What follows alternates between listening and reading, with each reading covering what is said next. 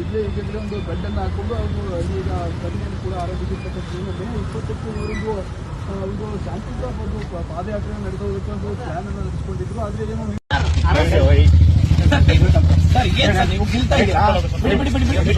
Sir ಹೊಡಿತಾರೆ ಈಗ ನಾನೇ ಕುತ್ಕೊಂಡಿದ್ದೀನಿ, ನೀವು ಹೊಡಿ ಹೊಡಿ ಅಂತಂದ್ರೆ ಹೆಂಗೆ ಸರ್ ಅರ್ಥ?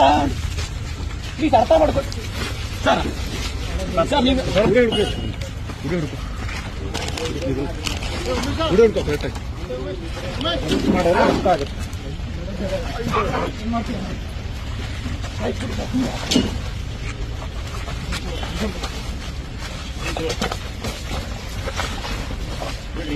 ಸರ್ ಏನ್ ಒಳ್ಳೆ ಕೊಲೆ ಮಾಡಿದ್ರು ಅಂತ ಮಾಡ್ತಾ ಇದ್ರು ನೀವು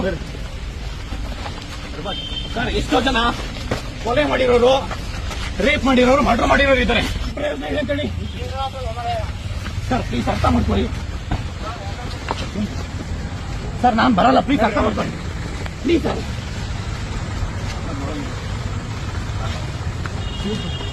ಸರ್ ಎಷ್ಟೋ ನಾನು ಬರಲ್ಲ ಸರ್.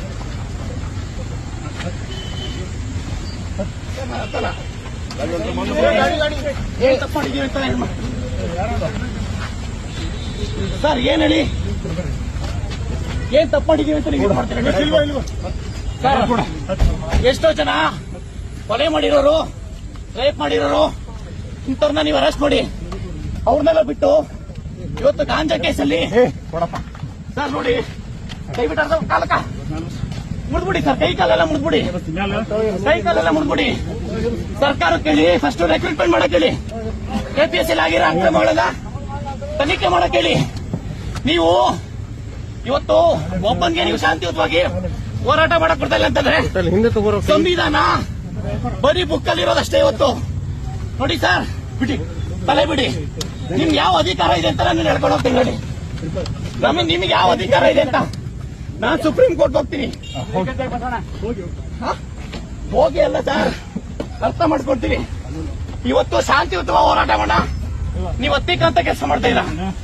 ಇವತ್ತು ನೀವು ಸುಮ್ನೆ ಇವತ್ತು ನಾವು ಲಕ್ಷಾಂತರ ಜನ ವಿದ್ಯಾರ್ಥಿಗಳು ಕರೆದಿಲ್ಲ. ಒಬ್ಬರಿಗೆ ನೀವು ಬಿಡಿ, ತಲೆ ಬಿಡಿ. ನೀವು ಸಲಹೆ ಕುಡಿಯೋದು ತಲೆಗೆ ಕೊಡ್ತೀರಾ? ಬಿಡಿ ಸರ್, ನೋಡಿ ಅರ್ಥ ಮಾಡ್ಕೊ. ಫಸ್ಟ್ ಸರ್ಕಾರ ಕೇಳಿರಿ ರೆಕ್ರೂಟ್ಮೆಂಟ್ ಮಾಡೋಕೆ. ನೀವು ಸರ್ಕಾರ ಕೇಳದ್ಬಿಟ್ಟು ಇವತ್ತು ಲಾಸ್ಟ್ ಟೈಮ್ ನೀವು ಮಾಡ್ಬೇಕಾರೆ ಬಿಡಿ ಆಯ್ತು. ಇಲ್ಲೇ ಹೊಡೆದ್ಬಿಡಿ ಆಯ್ತು. ಏನ ಸರ್ ಬಿಡಿ. ನೀವು ನಾವು ಶಾಂತಿಯುತ ಹೋರಾಟ ನೀವು ಕೆಲಸ ಮಾಡಿದೆ ಅಂದ್ರೆ ಇದು ನೋಡಿ ಸರ್. ಸರಿಯಾಗಿ ಕೂತ್ಕೊಳ್ಳಿ ಸರ್, ಕೂತ್ಕೊಳ್ಳೋಣ. ರಾಜ್ಕುಮಾರ್ ಸರಿಯಾಗಿ ಕೂತ್ಕೊಳ್ಳಿ.